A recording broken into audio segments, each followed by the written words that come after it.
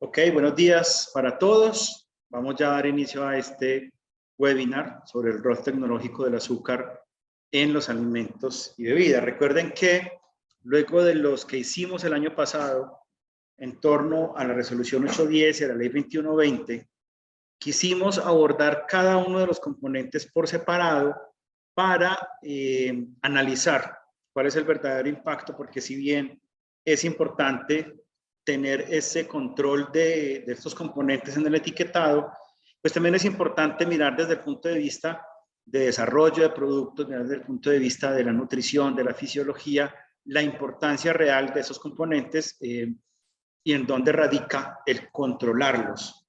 Prefiero utilizar esa palabra controlarlos más que reducirlos o eliminarlos, porque vimos en el webinar anterior que el sodio es importante de todas maneras desde un punto de vista tecnológico y desde un punto de vista fisiológico. Lo mismo vamos a ver hoy con el azúcar y lo vamos a ver próximamente con la grasa. Igual que en los anteriores, me va a estar acompañando mi compañera Ana María Gómez, que es la nutricionista de acá de IPF. Y vamos a hablar entonces en esta sesión de hoy sobre 3 enfoques directos. Primero, ¿cuál es la importancia del azúcar en la industria alimentaria? Luego, esa importancia fisiológica del azúcar. Y por último, ¿cuáles son esas alternativas para reemplazo o reducción de azúcares en alimentos que planteamos nosotros desde IPF y Esencia? Entonces, vamos a hacer la aproximación desde el punto de vista tecnológico, cuál es esa importancia del azúcar en la industria alimentaria. Y quiero recordar, porque tal vez de los 3 componentes que van a estar en el rotulado frontal con la resolución 810, el que más interpretaciones está generando es el de azúcar añadido, porque es claro que un sello es alto en sodio, es el sodio total, alto en grasa saturada, es la grasa saturada total, pero entramos como en esta disyuntiva de, bueno, ¿qué es azúcar añadido? ¿Cómo los vamos a identificar? ¿Cómo los vamos a analizar? Entonces recordemos acá rápidamente lo que nos dijo la resolución 810 sobre lo que es un azúcar añadido. Nos dice que son azúcares añadidos, bueno, adicionados o agregados. Y dentro de este concepto está diciendo que no se incluyen a los azúcares propios de la leche, las frutas, los vegetales, y no va a incluir los carbohidratos no glucémicos, ¿sí? Para una compañía, están viendo, perdón un segundo. Ya, creo que estaba pegada la diapositiva, ya, un segundo. Ahí ya se está viendo la diapositiva de azúcar añadido, listo, muchas gracias. Entonces, hago este énfasis acá en los carbohidratos no glucémicos. Ok, muy bien, continuemos. Entonces, les decía que hacía esa salvedad de los carbohidratos no glucémicos porque es tal vez los que nos han generado un poquito como de inquietudes. Entonces, traigamos otra vez la definición de la resolución, que es un carbohidrato no glucémico, y lo importante es este punto de corte. Deben demostrar un índice glucémico inferior a 15, que está basado con el valor de la fructosa. Hago esta precisión de estos 2 compuestos. La alulosa, que es un azúcar, que es un monosacárido como tal, es un isómero de la fructosa, pero ya ha sido aceptado acá en Colombia como un carbohidrato no glucémico.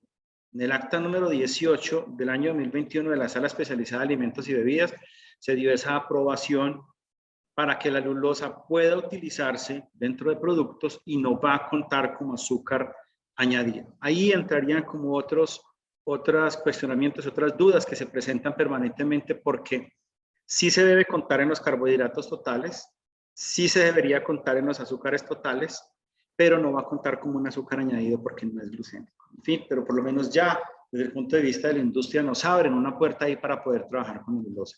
Y con maltodextrina todavía hay pendiente una posición oficial porque, digamos, hay diferentes interpretaciones. La interpretación que le hemos dado en IPF es que la maltodextrina sí se va a considerar un azúcar añadido porque, si bien no es un monosacárido ni disacárido, sí tiene un índice glicémico inferior a 15.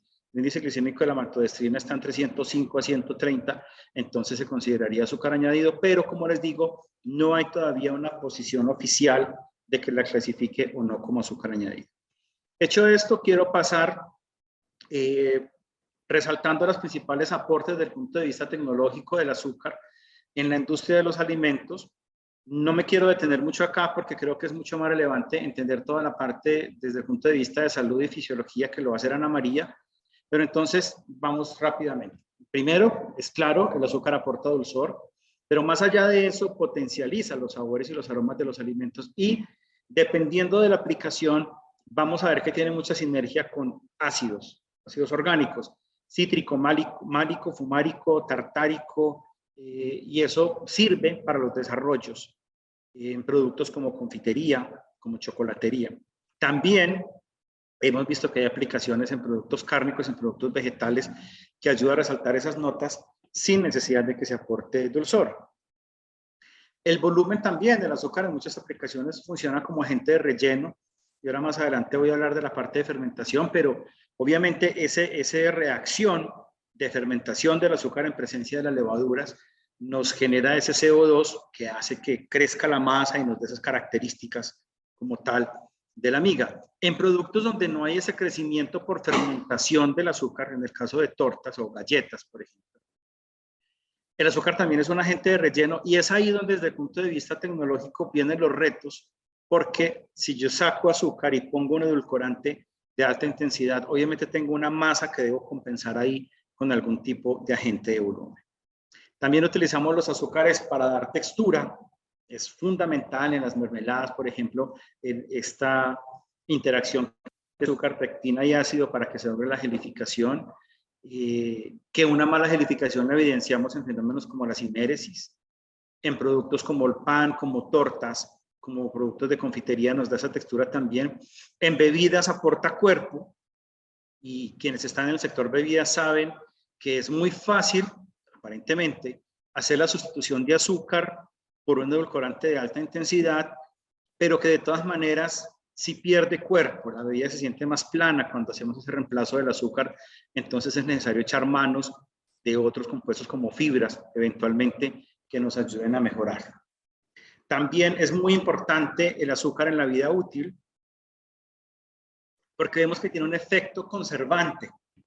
La alta concentración de sólidos que se da, por ejemplo, en mermeladas o en productos como el arequipe, genera un efecto de afectar la presión osmótica de los microorganismos, además que disminuye la disponibilidad de agua, afectándonos la actividad acuosa, que es un criterio muy importante en términos de vida útil, y por lo tanto tiene un efecto conservante. No es conservante como tal, o sea, no se clasifica dentro de los conservantes, pero en ciertos productos su utilidad es como conservante. Entonces vamos viendo que el azúcar tiene más funciones dentro del alimento, más allá de simple endulzar. Lo mencionaba ahora con el pan, el proceso de fermentación.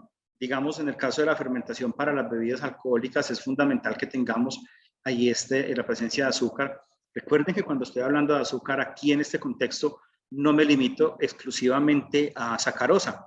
Estamos hablando también de eventualmente presencia de fructosa, de glucosa y de algunos residuales de almidones o procesos de la externalización del almidón que puedan ser susceptibles de considerarse azúcares. En helados, el azúcar es importante porque controla la formación de cristales de hielo. Aquí vemos esta tabla en donde, yo pongo acá el puntero,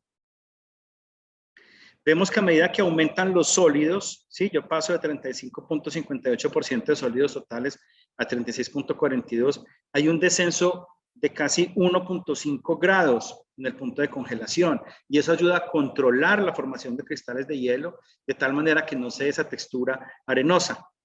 Cuando pasamos a productos de heladería sin azúcar, pues obviamente hay que tener presente qué vamos a hacer para controlar esta dificultad. El desarrollo de color, quienes estamos en la industria de alimentos, estamos muy metidos en esta parte más de entender la química como tal. Sabemos que la reacción de Maillard es fundamental y solo ocurre cuando hay presencia de azúcares, lo que llamamos los azúcares reductores, que nos van a dar esos colores característicos, ese color dorado o como quemado que vemos en el pan, en el color caramelo, en tortas, en postres como una crème brûlée, que con ese flameado que se le hace desarrolla ese color, es fundamental. No todos los endulzantes o edulcorantes no calóricos o de alta intensidad, tienen la capacidad de hacer el desarrollo de color. Entonces entramos a una limitación de tipo tecnológico también en ese sentido. El agente también funciona como agente humectante. El azúcar tiene una alta capacidad para retener agua. Esto podría ser paradójico con respecto a lo que mencionaba antes de que el azúcar tiene una capacidad conservante también.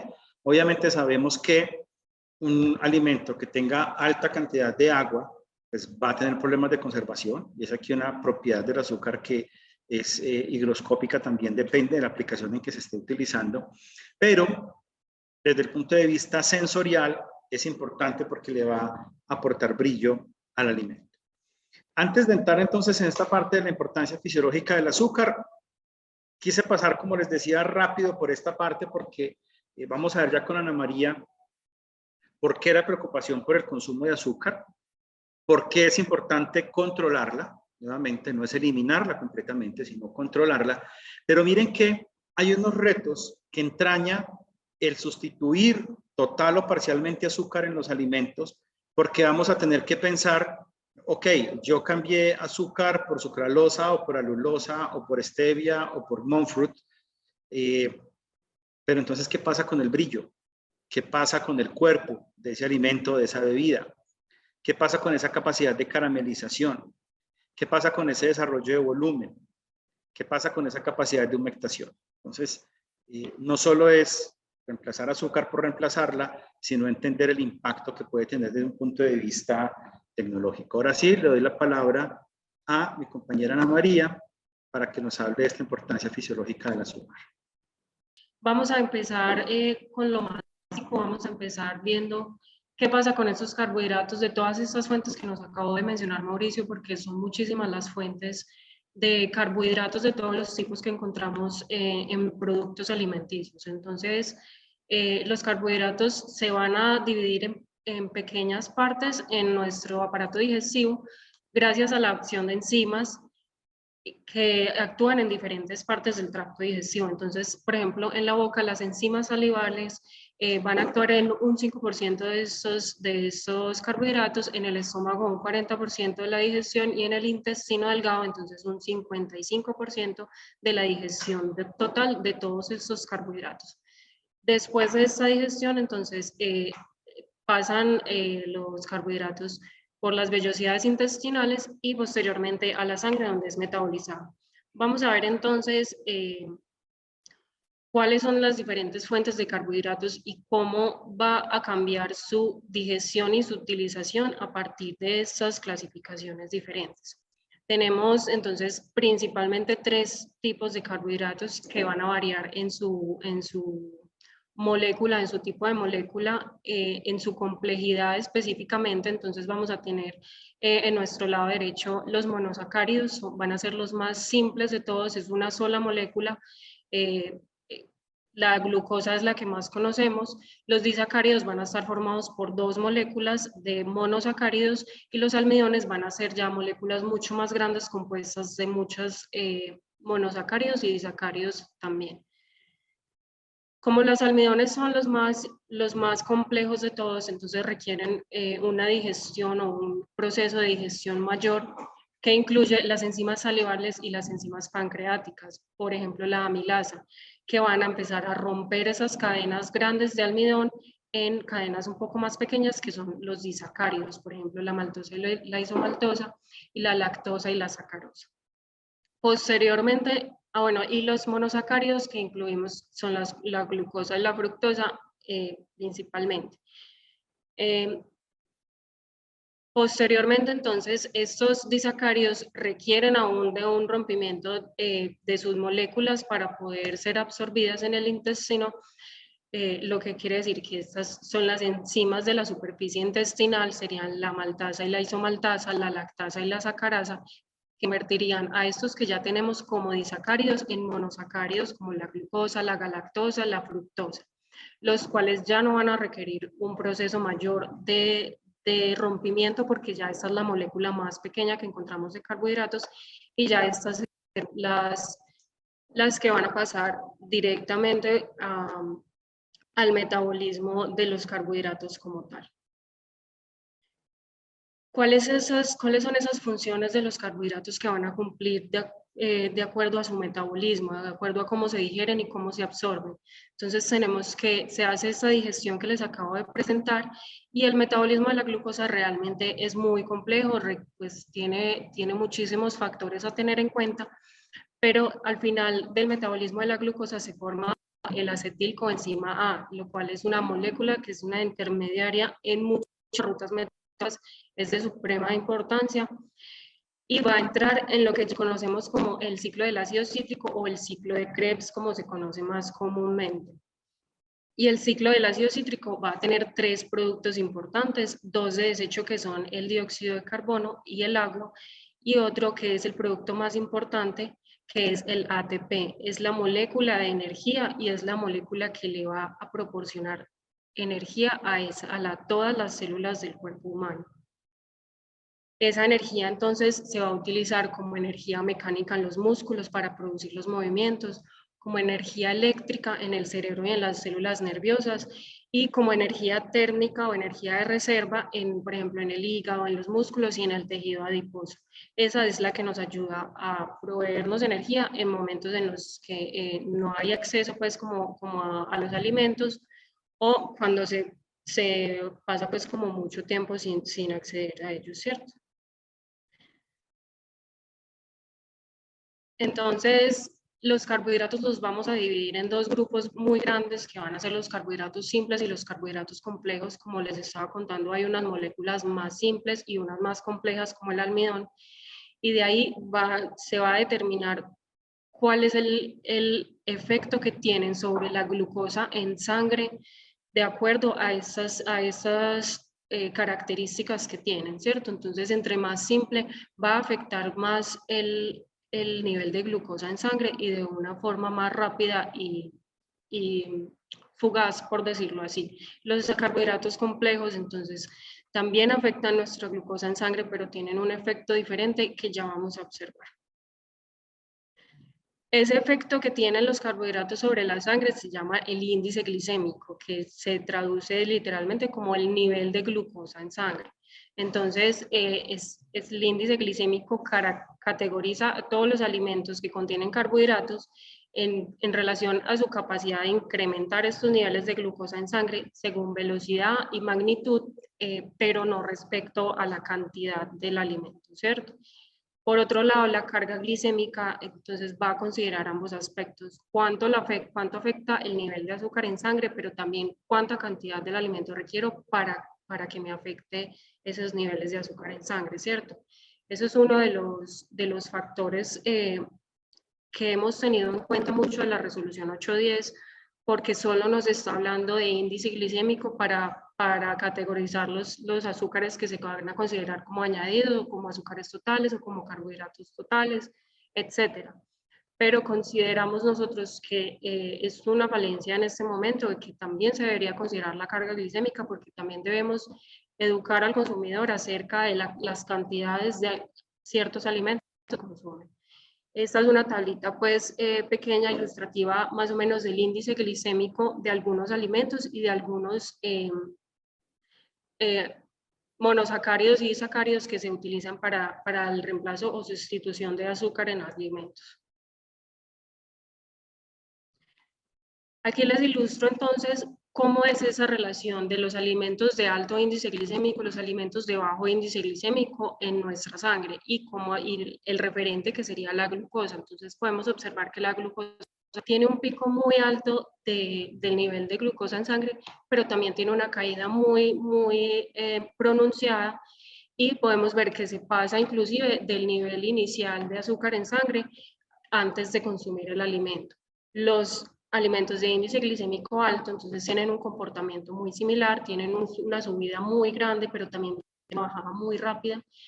Y los alimentos de índice glicémico bajo entonces tienen un pico mucho menos pronunciado, pero si pueden observar entonces no alcanza a disminuir tanto los niveles de glucosa en sangre y se sostiene en el tiempo durante mucho más tiempo.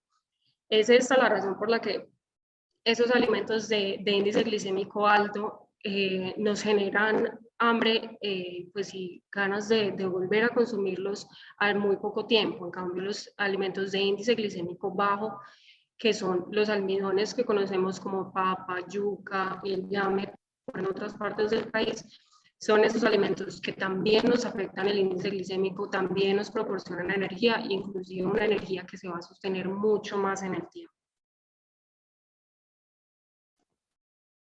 Entonces les voy a plantear dos escenarios importantes que son los a los que nos enfrentamos todos los días. Por ejemplo, después de una comida, inmediatamente después de una comida, después, por ejemplo, del almuerzo, donde consumí una buena cantidad de carbohidratos, por ejemplo, arroz con papa, yuca, lo que sea. Aquí en Antioquia estamos acostumbrados a comer mucho carbohidrato. Y en ese momento, entonces, el nivel de glucosa en sangre aumenta, está en un nivel alto porque acabé de consumir pues, los carbohidratos, ya los digerí, ya están en mi sangre. Y se va a activar lo que es la secreción pancreática. El páncreas siente estos niveles, los detecta con sus mecanismos y va a secretar, vamos a hablar de dos hormonas muy importantes que secreta el páncreas, que son la insulina y el glucagón. Entonces, la insulina es esa hormona que le permite a las células recibir esa glucosa que está en la sangre para utilizarla como energía. Y el glucagón tiene un efecto diferente, que es estimular la producción de glucosa, pero desde el hígado, la que está almacenada en el hígado, como lo que conocemos como glucógeno. El glucógeno también es una molécula muy grande de glucosa, pues de varias moléculas de glucosa unidas, que están ahí listas para su utilización como energía en el momento en el que el cuerpo lo necesite, ¿cierto? Entonces, en este momento que acabamos de comer, que nuestro nivel de glucosa en sangre está alto, nuestro páncreas responde por medio de secretar insulina para que las células reciban la glucosa y las utilicen como energía. Y el otro escenario entonces sería entre las comidas. Ya cuando llevo varias horas sin comer, mi nivel de glucosa en sangre ya está un poquito más bajito porque la insulina ya hizo su trabajo y las células recogieron toda esa glucosa que tenía en sangre para utilizarlas como energía.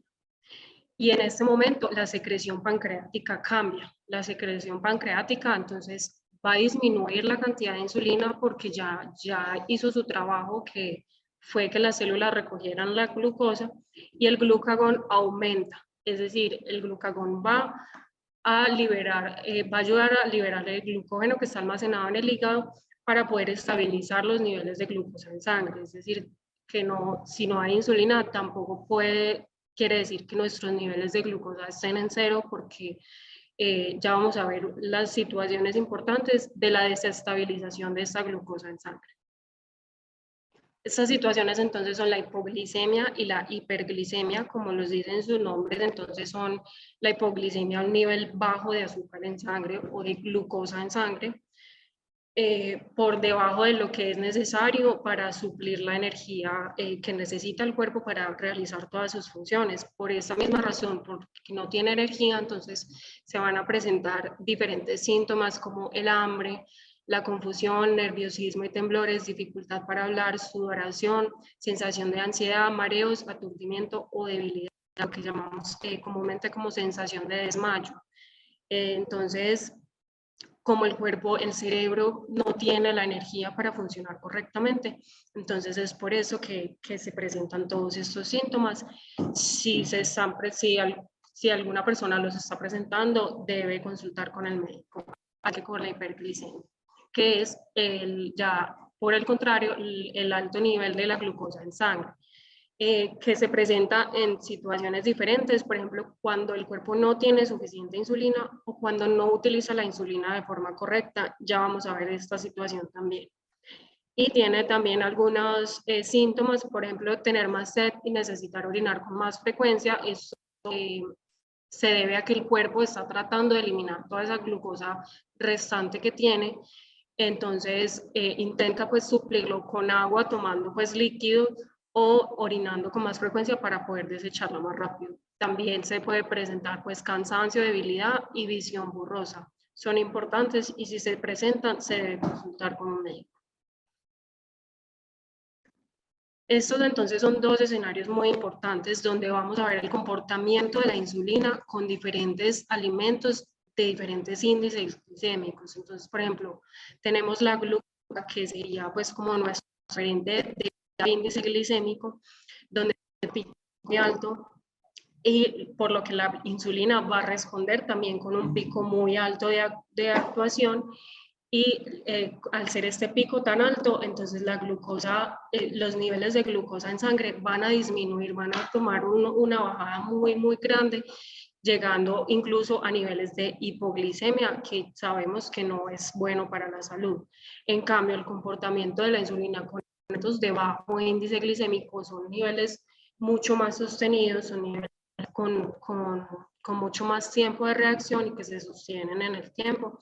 Y la respuesta de la insulina es entonces también mucho más controlada, mucho más acorde y no va a generar las bajones pues, de los niveles de glucosa que conocemos como hipoglicemia.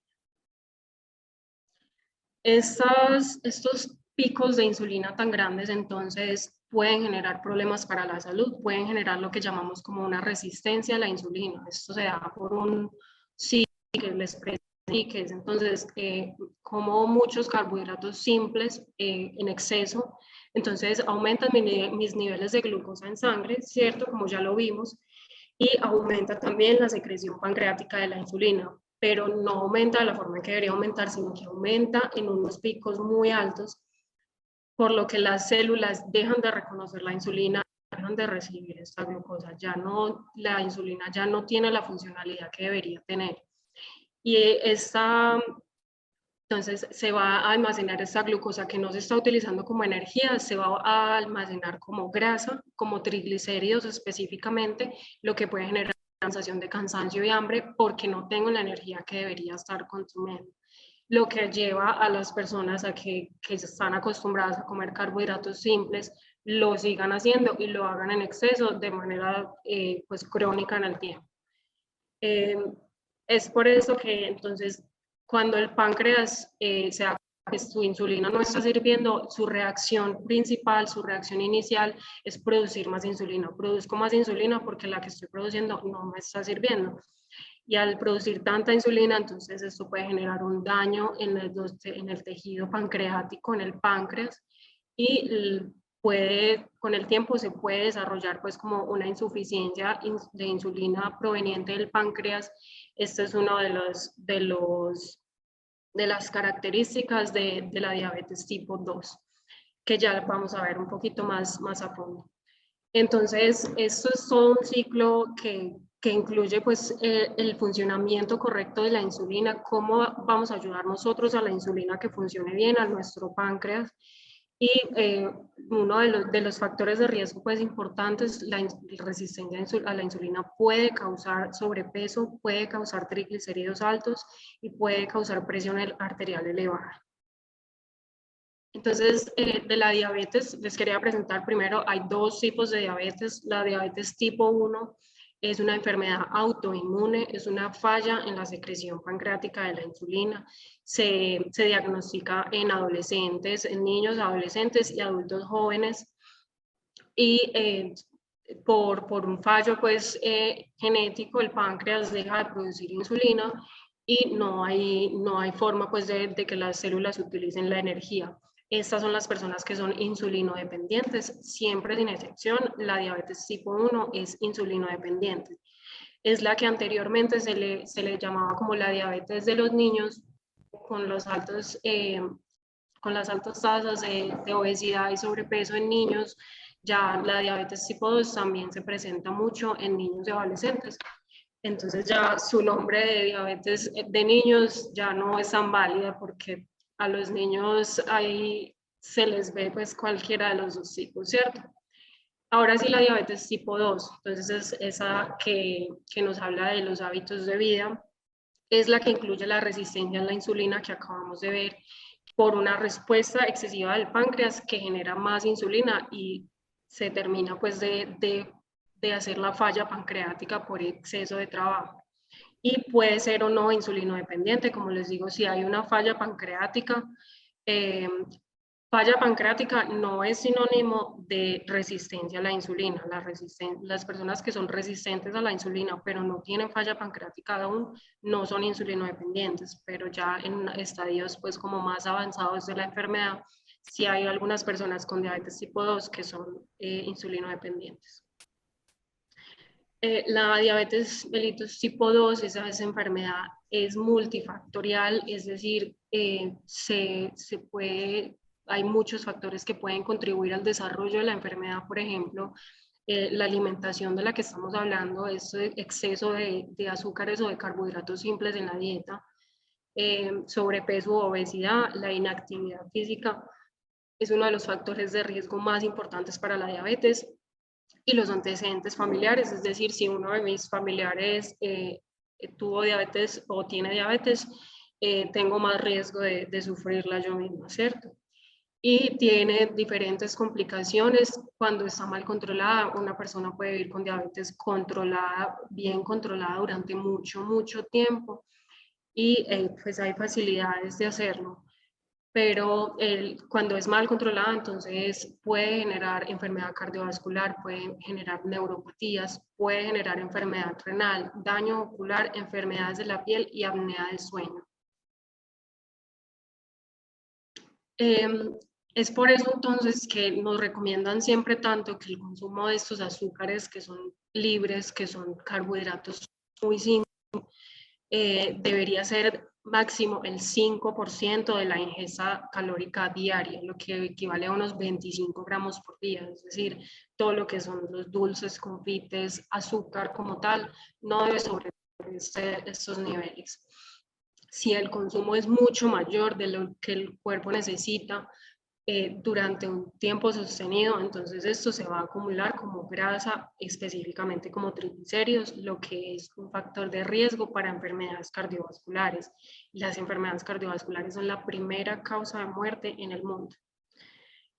Por último, entonces, el consumo elevado de azúcar se asocia con diferentes patologías como el sobrepeso, la obesidad, alteraciones hepáticas del hígado, desórdenes del comportamiento, más específico en niños se habla mucho de déficit de atención, diabetes, hiperlipidemia, enfermedades cardiovasculares, hígado graso, algunos tipos de cáncer y caries dental. Todas estas son las complicaciones que puede tener una dieta con exceso de carbohidratos simples crónicamente pues en mucho tiempo. Y les quería poner pues también la notica, uno de los nutrientes de los que más nos olvidamos es la fibra, también se considera como un carbohidrato, pero es uno de los carbohidratos pues que es mucho más saludable para nuestro cuerpo. Nos ayuda a mantener un peso saludable, reducir el riesgo de sufrir diabetes, enfermedades cardiovasculares y algunos tipos de cáncer. Acá los dejo entonces con mi compañero Mauricio, que les va a contar sobre las alternativas para el reemplazo o reducción de los azúcares. Alternativas para reemplazo o reducción de azúcares en los alimentos. Ya Ana María nos hizo una mirada global de lo que tiene que ver con toda esta parte de fisiología, de la importancia del azúcar como nutriente, y nos planteó entonces la necesidad de poder regular, como lo decía yo en mi intervención, esa presencia de los azúcares, ¿sí? Entonces, recuerden que siempre YPF y Esencia los hemos querido crear como sus aliados estratégicos, de tal manera que cuenten con nosotros para sus desarrollos. Ana María planteaba al final algo muy importante y es no olvidar el consumo de fibra. Y si eso lo conectamos con lo que yo les mencionaba previamente de los agentes de relleno para poder compensar esa pérdida de masa o de materia cuando se hace un reemplazo, pues entonces van a ver que aquí con nuestra línea Suite y Vital Suite, que son nuestras líneas de soluciones integrales para reducción de azúcar, estamos abordando como todo esto, es decir, nos estamos ayudando para reducir azúcar con edulcorantes naturales, con edulcorantes artificiales, ¿sí? Los estamos acompañando a ustedes en sus desarrollos para poder trabajar bien sea con soluciones de solo edulcoración, en donde ustedes puedan optar por reducción de azúcar y cambiarlo por un edulcorante que puede ser artificial, que puede ser sintético. Entonces, si estamos hablando de solo edulcoración, podemos acompañar para optar por esas alternativas de edulcorantes naturales con diferentes perfiles de stevia. Recuerden que cuando hablamos de stevia, podemos ir desde un REP-A, un ribodióxido A, desde el 50 hasta el 99. Contamos con REP-M también, el ribodióxido M, que es uno de los más limpios en cuanto a de dulzor. Obviamente, a la hora de hacer estas sustituciones también es importante evaluar el costo. Monfruit alulosa, que ya lo mencionamos, que es conocida como edulcorante que es no glucémico, tamotina de eritritol. O si la opción es solo por edulcorantes artificiales, con sucralosa, y como moduladores de sabor. Sí, es necesario abordar también el tema de la textura, porque estamos abordando la necesidad de un cambio completo de azúcar. Necesito compensar, entonces podemos incluir fibras como inulina, como maltodextrina resistente o polidextrosa, goma guar parcialmente hidrolizada, otro tipo de gomas como la goma Santan, la goma Yelan, ciclodextrina o algunos almidones nativos y modificados. Entonces, con un equipo técnico que los puede acompañar, contamos con la posibilidad de hacer aplicaciones para que ustedes sigan contando con nosotros como sus aliados en esta estrategia de reducción de tal manera que puedan llegar a un producto que los satisfaga desde el punto de vista tecnológico, como social, regulatorio y obviamente con la parte de los costos. Esto es lo que queríamos compartir con todos ustedes en nuestro webinar de hoy. Los invitamos a visitar nuestros sitios web, nuestra tienda online y vamos a ver si de pronto hay algún tipo de preguntas o de inquietudes que las podamos contestar en este momento. Hay una pregunta por anterior que nos hacían.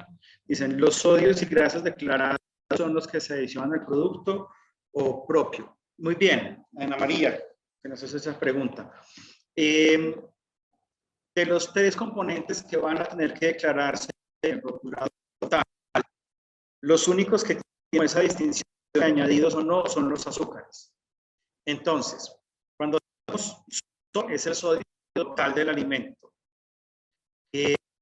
Cuando estamos hablando de las grasas, son las grasas porque el rotulado nos va a hablar de grasa saturada, son las grasas saturadas del alimento por métodos de análisis bromatológico. Entonces, ahí no se va a diferenciar puntualmente entre que sea gas o adicional o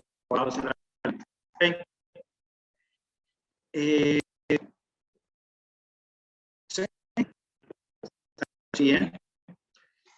En otra parte por acá, los edulcorantes esenciales también afectan el organismo. Es una duda que siempre ha surgido respecto del impacto que puedan tener los edulcorantes artificiales en el organismo. Hay algunos estudios, por ejemplo, que han encontrado que pueden estar afectando la microbiota intestinal. En ese punto genera una especie de disbiosis en el organismo, pero no ha sido como consistente. Hay otros estudios, por ejemplo, que muestran que con el consumo de los edulcorantes, cuando las personas van a consumir, a veces realmente pueden generar un efecto de bote, ¿sí? No se me dice, pero no está cortado. Yo creo que me estoy afectando. Bien, ¿cómo me escuchan ahí? Mejor, muy bien. Muchas gracias. Entonces, estaba regresando por acá. Estábamos hablando sobre el efecto de los edulcorantes sobre el organismo. Entonces, como les decía, algunos estudios encuentran que sí, otros que no, que pueden afectar la microbiota intestinal, que pueden generar un efecto rebote cuando la persona lo consume, pero de hecho, fue un trabajo que hizo Ana María en su momento acá en la compañía, una revisión bibliográfica, y no hay como un dato concluyente consistente, o sea, casi que podríamos decir 50-50, se encuentra en la evidencia, la mitad de los estudios dicen que no genera ningún efecto adverso, otros encuentran que sí lo podría generar, entonces digamos, teneros como esa dificultad. Preguntan por acá, ¿los sustitutos de edulcoración y textura se pueden manejar uno a uno sustituyendo textura? Cuando desarrollamos este tipo de sustitutos es precisamente para hacer eso, porque uno del valor agregado que tenemos con estos desarrollos es precisamente facilitar el manejo en planta, es decir, que yo pueda retirar, por ejemplo, 1 kilo de azúcar de mi formulación y reemplazarlo por 1 kilo de este sustituto que ya lleva el edulcorante, lleva el agente de relleno, lleva el modulador, en fin, lleva como todos los aspectos importantes para tenerlos ahí presentes. ¿Ok? Muy bien. Dice por acá, si de forma intencional no adiciono azúcar, pero puede estar presente en el condimento, debo calcular el azúcar del condimento. Cuando estamos hablando de estos azúcares adicionados, la resolución establece como unos puntos específicos en los cuales sí se consideran azúcares añadidos, y cuando ese azúcar está siendo parte de una de las materias primas que yo estoy adicionando, sí lo debo considerar. Si es un azúcar que venía naturalmente presente en la leche o en alguna fruta o vegetal que estoy utilizando en mi fórmula, no lo debo considerar como un azúcar añadido. ¿Hay algún listado oficial donde se enliste todos los azúcares añadidos? Lo estamos esperando, ojalá lo pudiéramos tener, pero todavía hay mucha incertidumbre en ese sentido. Como les decía al principio, hay varias interpretaciones entre, por ejemplo, si maltodextrina se va a considerar o no azúcar añadido, pero es claro a la luz de las definiciones que trae la resolución que hay unos que claramente son azúcares añadidos, es decir, la miel cuando se adiciona, el azúcar como tal, el azúcar que esté contenido en los zumos concentrados o en las pulpas concentradas de fruta, también se va a considerar azúcar añadido. En cuanto al soporte de los análisis nutricionales, ¿yo debo hacer un perfil de carbohidratos o solo con el resultado de azúcares totales tengo para declarar en las tablas nutricionales? Es decir, en el soporte debe aparecer azúcar añadido separado de azúcares totales. Natalia, no es fácil que un análisis de laboratorio me discrimine qué fue azúcar añadido o qué fue azúcar total. Ante el ministerio, lo que nos va a dar validez, lo que le va a dar validez al ministerio para que se entienda qué es azúcar añadido o no, es la descripción de la fórmula. Es decir, en la formulación del producto, cada fabricante va a tener que detallar muy bien cuáles fueron sus azúcares que añadió y cuáles serían los azúcares propios de las materias primas. Eso, como les digo, todavía hay mucho que hablar ahí porque, por ejemplo, en otros modelos como el mexicano o el chileno, allá no se habla de azúcares añadidos, se habla de azúcares totales, ¿ya? Porque es casi como argumentar que el azúcar añadido es el malo y que el azúcar endógeno o el azúcar propio es bueno. Debería haber como una diferenciación. Esto es pues un concepto completamente mío.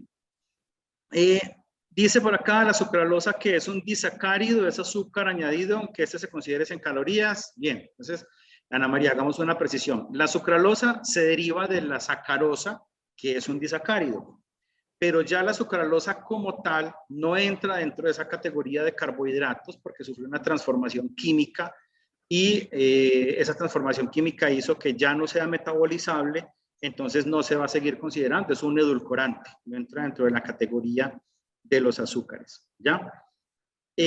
Maltitol, xilitol, eritritol se consideran azúcares añadidos. Ahí volvemos al asunto de interpretación de el asunto del índice glicémico, ¿ok? La interpretación que nosotros hemos hecho acá es que cuando estamos hablando de un índice glicémico por encima de 15, va a considerarse azúcar añadido.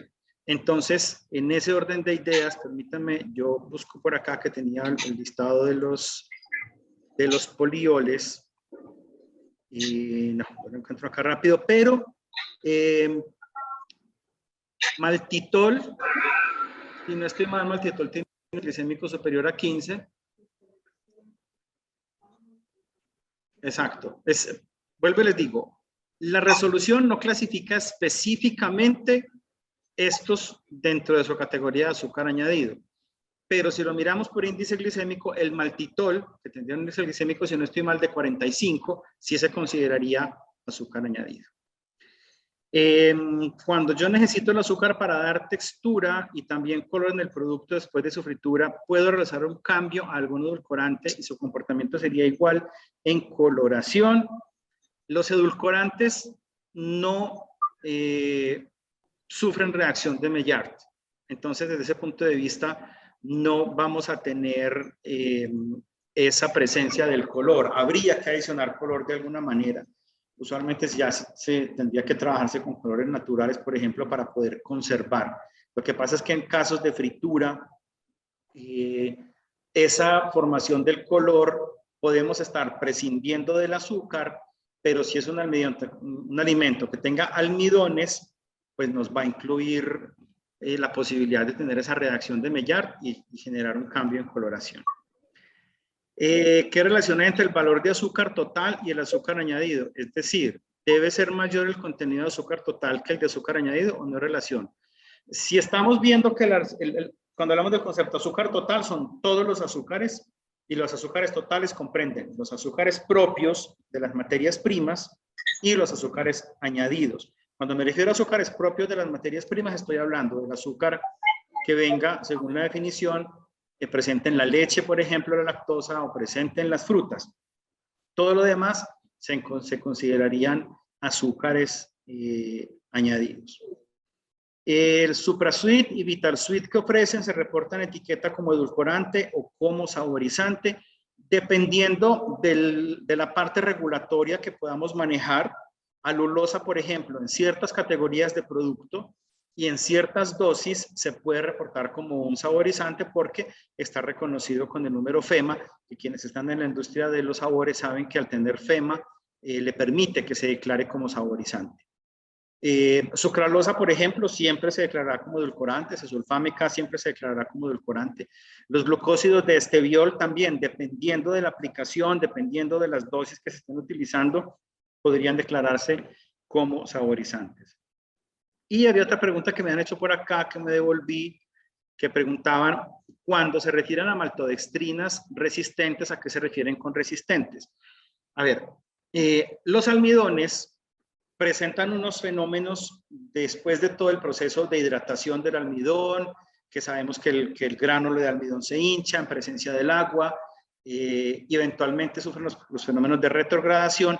Ahí ocurre un fenómeno en donde ese almidón adquiere resistencia. Esa resistencia es que ya no va a ser metabolizado a nivel de, o sea, no va a ser hidrolizado en el estómago, ni va a ser metabolizado a nivel de intestino delgado, sino que tiene un comportamiento de fibra y va a llegar al colon. Como las maltodextrinas son derivados de los almidones, tenemos casos de maltodextrinas resistentes que tienen su comportamiento como fibra para este tipo de aplicaciones.